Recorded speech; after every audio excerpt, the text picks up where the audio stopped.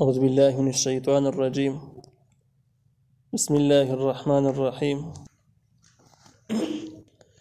خالدين فيها وساء لهم يوم القيامة حملا. سورة طه 101 نمبر آیات دا هم دا 101 نمبر آیات دا دویم تخفیف ته او دویم یره د آخرت چې کوم کسان د قرآن نه مخ اړوي نو یو یره او یو حالت د هغې دا ذکر شو، یو نقصان دا ذکر شو چې د قیامت په ورځ به دا سړی د ګناهونو یو لوی بوج پورته کوي. مخ اړولو باندې موږ بحث کړی دی چې د مخ اړولو ډېر قسمونه دي چې په کم کې راغی نو دا به مخ اړونکی وي. په هغې کې د قرآن الفاظ نه زده کول، نه صحیح کول، تلاوت نه کول، هغې ته اهمیت نه ورکول، په مسایلو باندې ځان نه پویول، یا که ځان پې پویه کړي نو په عمل کې کوتاهي کول، عمل پې نه کول، د ټول باندې عمل نه کول یا په ځینې باندې عمل نه کول، دا ټول پکې شامل دي. نو دغه کیسې چې په کوم چا کې را پیدا شوې د قیامت په ورځ به یو لوی بوج پورته کړي. الله تعالی وایي خالدین فیها، همیشه به دغه عذاب کې دغه دروند بوج لاندې به همیشه پروت وي. وساء لهم یوم القیامة حملا، او ډېر بد دی د دوی دپاره په ورځ د قیامت دغه دروند بار ولا ډېر بد دی. یوم ینفخ فی الصور، په هغه ورځ چې پوکې وشي په شپېلۍ کې. دغه بوج اسیم بد دی خو زیات بدوالی به دی په هغه ورځ باندې ویني چې کله پوکې وشي په شپېلۍ کې. د دې شپېلۍ نه مراد دویمه شپېلۍ د مراد ده چې کومې سره خلک ژوندی کېږي. ځکه په اول سره به ټول خلک ټول مخلوق مړ شي، هغې سره به صحیح پته ونه لګي. خو چې کله د دویمې شپېلۍ سره ژوندی شي په دغه ورځ به دغه ګناهونو د وبار او د هغې د بوج اندازه به دې ته ولګي. الله تعالی وایي ونحشر المجرمین، موږ به راجمع کړو مجرمان خلک. مجرمان څوک دي؟ دقه د مخ نه قرآن نه څوک مخ اړوي دقه خلک ته مراد دی. یومئذ په دغه ورځ باندې زرقا شنو سترګو حالت کې، دا به د سخت د هیبت علامه وي چې د دوی د ډېر هیبت نه به سترګې هم شنې شوي، او دا به داسې شنواله چې دې سره به انتهایي بدنما هم ښکاري. ځینې علماو خیال دا دی چې زرقا هغه سړي ته ویل کېږي چې مخ یې تک تورې سترګې تکې شنې، نو په دې صورت کې دا انتهایي بد ښکاري. نو په دې حالات کې به مجرمان مخې ته راوستېږي. یتخافتون بینهم، پټې پټې خبرې به کوي په خپل منځ کې، دا به د هیبت علامه وي.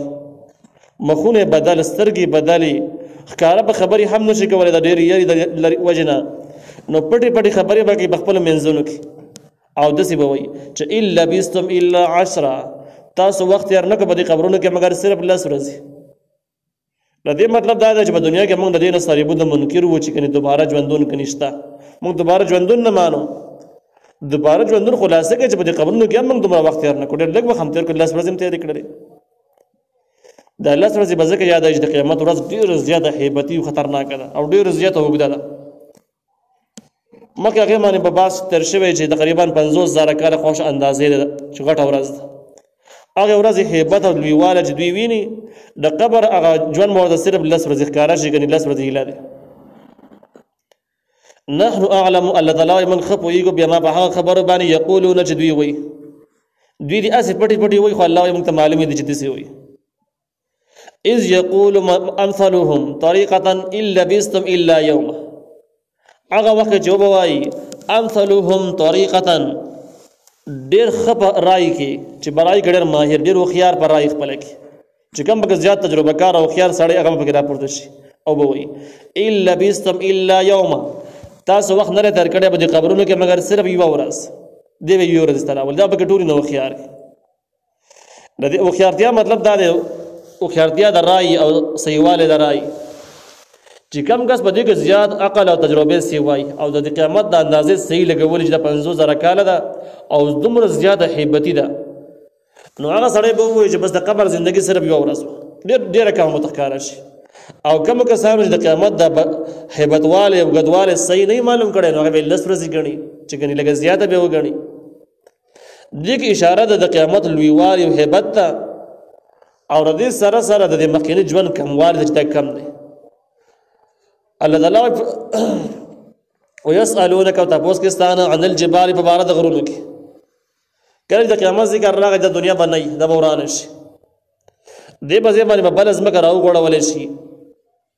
دغه مضمون تقریبا وروسته را روان دی، یوم تبدل الارض غیر الارض. دا ځمکه به بدله شي، په دې ځای باندې به بله ځمکه راوغوړولی شي. مشهوره دا خبره تانبې ځمکه وي. نو په دې ټایم کې به خلکو سوالات کول، کوم چې د دین او د اسلام عقیدو سره ناشنا وو، چې دا غرونه به چېرته ځي، دا به کوم ځای کې پراته وي، دا لوی لوی غرونه. نو الله تعالی وایي ویسألونک عن الجبال، او دا خلک به تپوسونه کوي ستا نه په باره د غرونو کې. یسألو چې دا پهلې مستقبل را روانې زمانې والا فعل دی، یعنی په الحال یې تپوسونه کړي نه دي، خو راځي به او دا تپوسونه به درنه کوي. دې ته ویل کېږي پیشنګویي، چې یو کار نه شوی مخکې نه خبرې چې داسې به کېږي. نو د خلکو په ذهنونو کې دا سوالات وو او د دغه ارادې وي، ویلې لا نو، خو نبي علیه السلام ته الله خبر ورکړه چې راځي به. نو الله تعالی وایي یسألونک، تپوسونه به کوي ستا نه عن الجبال په باره د غرونو کې، چې قیامت ورځ به دا چرته وي. فقل ورته ووایه ینسفها ربي، وابلوزی دی لره رب زما نسفا په الوزولو سره. سورې نبأ کې به تفصیلات راشي چې غرونه به والوزولی شي. فیذروها، نو الله تعالی وایي فیذروها، نو پرېږدي دې ځمکې لره قاعا صفصفا، میدان خالی. قاعا میدان، صفصفا خالی، په دې کې به هېڅ شی هم نه وي. لا ترى فيها، ته به نه وینې په دې ځمکې عوجا کوږوالی، ولا امتا، او نه ډېری. نو چې کله پکې کوږوالی او ډېری نه وي، نو غرونه خو ښکاره خبر ده چې نه به بیخي اوار چل وي. ځینې علماو رایې دا ده چې عوجن په معنا د جوروالي سره دی، امتن په معنا د لوړوالي سره، نه پکې جوړ نه پکې لوړ.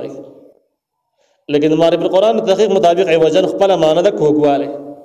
نو چې کله یو ځای کې غرونه او ډېره کوي، نو دا لارې کږي وږي تاوي شوي، او چې کله ځمکه اوارې د لارې سیده روانې. نو چې قیامت په ورځ باندې کله هر څه اوار شي، نو په دې کې به کوږوالی نه وي، او دغه شان ده کې په دې کې به ډېره کوي نه وي. یومئذ په دغه ورځ باندې به یتبعون الداعی، دا خلک ورپسې شي په یو رابلونکي پسې. یو کس به دا راوبلي چې ما ورسې راځئ، لا عوج له، چې نه وي هېڅ کوږوالی د هغه دپاره. وخشعت الاصوات للرحمن، او چپی اوازونه د پاره د رحمان د وجه د رحمان ذات نه. خلک به د الله نه دومره یریږي په دغه ورځ باندې، که هغه کافران که مؤمنان که هر څوک چې خبرې به څوک نشي کولی، خولې نه به بیا اواز نه خېږي. اول سر کې به پټې پټې خبرې کې بیا پټې پټې خبرې بیا هم ختمې شي.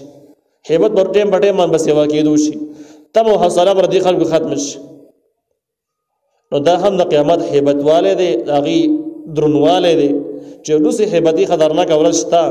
هغه ورځ باندې بیا پیش کېدل، مخامخ کېدل، نو هغې نه مخکې ذهني طور هغې دپاره تیاری کول او تیار اوسېدل هم ضروري دي. الله تعالی وایي چپ به شي اوازونه د پاره د رحمان، فلا تسمع الا حمسا، نو ته به نه اورې مګر صرف د خپو کشارې، صرف به ځمکه چې روان د خپو کشارې به اورې، خبرونه به پرېوځي، خبرې به هم نشي کولی، دومره زیات هیبت به راخور شي. یومئذ په دغه ورځ باندې به لا تنفع الشفاعة، فایده نه ورکوي چاته سفارشونه. فایده نه ورکولو مطلب دا ده چې سفارشونه به نه وي، الا من، بغیر د هغه چا نه اذن له الرحمن، اذن له الرحمن، چې اجازت ورکړی رحمان ذات، ورضی له قولا، او خوښه شوي د هغه وینا، یعنې هغه توحید قایل او د توحید وینا یې خوښه شوي، هغه سړي ته به الله تعالی اجازت ورکوي. دې آیات کې چې کوم دی، نو رد شفاعت قهریه دی. شفاعت قهریه یو کفري عقیده ده، په کافرانو کې موجوده وه. هغوی به ویل چې که موږ ډېره ګناهګار شو، خطا شو، خو موږ چې د چا بندګي کوو، نو هغه بزرګان او پیغمبران دي. لکه عیسایان به ویل موږ د عیسی علیه السلام بندګي کوو، عیسی علیه السلام خو لویه هستي ده.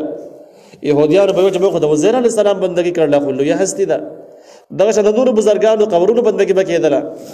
نو دوی ویل که موږ خطا شو، خطا سئ، خو دغه پیغمبران، دغه بزرګان، اولیاء کرام به ورشي، الله ته به ووایي چې ټیک د خطا و، نو زما خلک خدای که نو خلاص یې کړه، به زور هم خلاص کړي، اگر که موږ مشرکان یو داسې به هم خلاص کړي.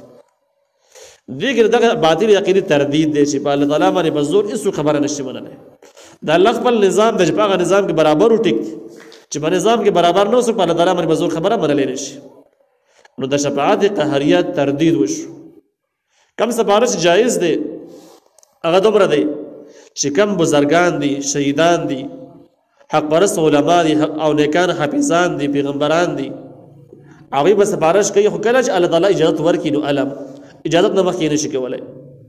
دویم دا اجازه بر چا د پاره ورکي هغه چا د پاره ورکي چې کم از کم هغه موحد خو مسلمان یا کړه ګناهګاری د کافرانو مبارک سریبونه اجازه هم نشته چې څوک د سفارش وکړي مخکې قانون نافذ دی چې دا کافرانو سفارش به څوک نه کوي نو وس سفارش به کوم ځای کې راجم شي دې ته به راجم شي چا د پاره چې کیږي کم از کم مسلمان به کافر بنای مشرک بنای او دا څوک چې کوي نو دا به نیک سړی صالح به الله بخلی او د اجازه نو ورسته به دغه خبره چې کوم ځای کې موجود وي سفارش ممکن دی نو مده ذکر کې مشرکان او کافرانو ته زبردست خبرداري دي چې تاسو خو سړي د سفارش قابل هم نه ګناګار خو بهشکه کوي مجرمان بهشکه کوي دغه شک نشته دي لیکن د سفارش قابل تاسو نه تاسو بارکه د سفارش سړي د اجازه نشته سفارش دی وشي نو چې بیا کله سړی مؤمن او مسلمان یو ګناګاری او د سفارش اجازه میلاو شي نو بیا صحیح خو نه معلومیږي چې لپاره په سفارش کې د چا لپاره باندې کیږي څوک پاتې کیږي او څوک نه پاتې کیږي دا بیا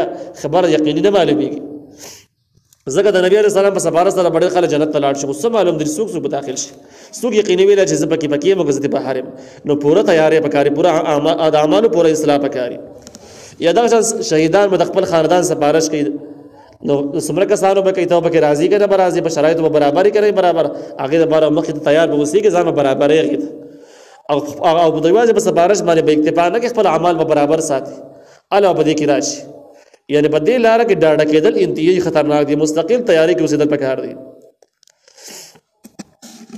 یعلم د الله پیجن ما حغس بین ایدیهم چې مخکې ردی خلکو نه دي د خلکو مخکې د کوم حالات پر روان وختونو کې را روان دي چې څه سبب کیږي الله تعالی داسې علم لري چې پاغي پويږي وما خلفهم هغه چې ورسره ردی نه دي کوم حالات چې وړاندې تیر شو نو انسان نه یریږي بیا د انسان عمر دومره نه نو د خپل پیړۍ نه چې کوم مخکینی خبرې د خدای معلومي نه خدا ټول مخکې در شوي حالات موجوده حالات را روان حالات الله تعالی یو شان پیژني چې د سری کیږي د سری دي